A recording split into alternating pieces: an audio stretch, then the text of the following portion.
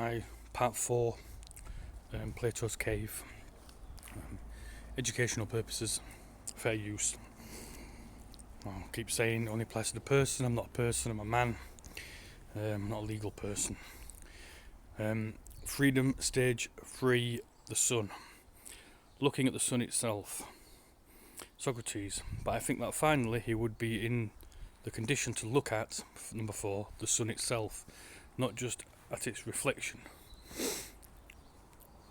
So basically it's saying that you look at the truth itself, not shy away from it, basically, eventually. Whether in water or wherever else it might appear. But at the sun itself, as it is in and of itself, and in a place proper to it, and to contemplate of what sort it is.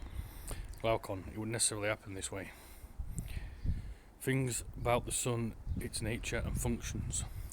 Socrates, and having done all that, by this time he would also be able to gather the following about the sun, that it is that which grants both the seasons and the years.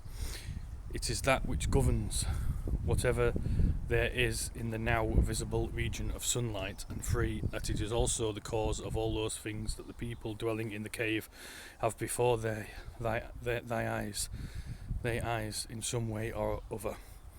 Glaucon, it is obvious that he would get to these things, the sun and whatever stands in its light, after he had gone out beyond those previous things, and merely reflections and shadows. Thoughts about the cave. Socrates, and then what? If he again recalled his first dwelling, and the knowing that passes as the norm there, and the people with whom he once was chained, don't you think he would consider himself lucky because of the transformation that had happened, and by contrast feel sorry for them? Glaucon, very much so. Say, I feel sorry for all these people out there that don't know things and they're still stuck watching the shadows on the wall, i.e. the mainstream media, the television, society, their education, everything. It's all shadows on the wall, none of it's reality. What counts for wisdom in the cave? Socrates, however, what if among the people in the previous dwelling place, the cave, certain honours and commendations were established through whomever most clearly catches sight of what passes by, and also best remembers which of them normally is brought by first, which one later, and which ones at the same time? And what if there were honours for whoever could most easily foresee which one might come by next?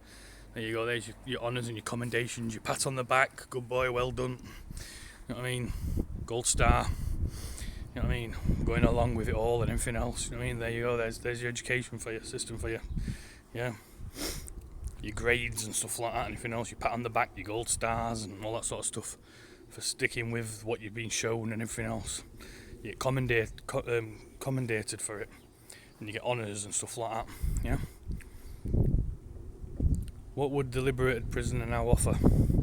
Socrates, do you think the one who had gotten out of the cave would still envy those within the cave, and would want to compete with them who are esteemed and who have power?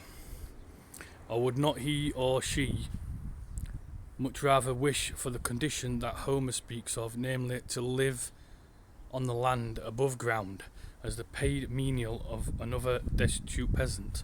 Wouldn't he or she prefer to put up with absolutely anything else rather than associate with those opinions that hold in the cave, and be that kind of human being? Glaucon, I think that he would prefer to endure everything rather than be that kind of human being back in the cave. Yeah, which is what I think that's what it is. I think, you know what I mean, people like they don't want to go back to that, basically. They don't want to endure that cave anymore and all that false reality, shadows on the wall anymore. I'd rather put up any other shit rather than go back to that. Yeah. Alright, the next one's going to be part 3, the prisoners return to the cave. Actually, I'm going to do that now. Have it as part of this one, so it's over and done with then. So this is part 3, the prisoners returns to the cave. Prisoner returns to the cave, should I say, sorry. The return blindness. Socrates, and now I responded, consider this. If this individual who had gotten out of the cave were to go back down again and sit in the same place as before, would he not find in that case, coming suddenly out of the sunlight, that his eyes would be filled with darkness? Glaucon: yes, very much so. The debate with the other prisoners.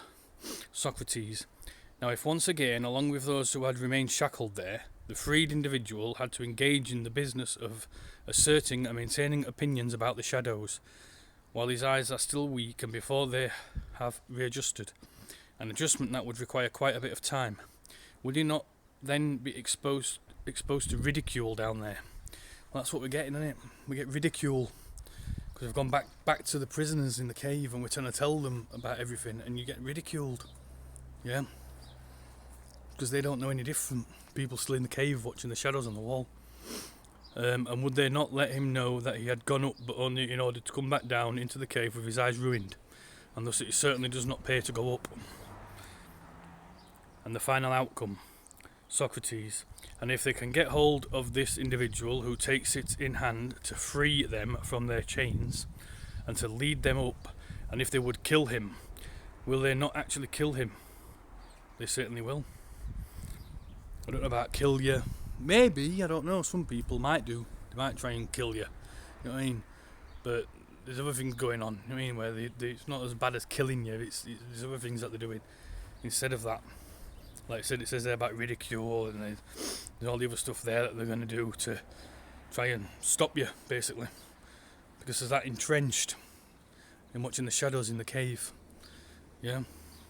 So that's it for that one. That's Plato's Cave over and done with now. I'm going to go on to some other stuff now. I'm going to go back to the geometry of vision again and do some more on Euclid's optics in my next videos.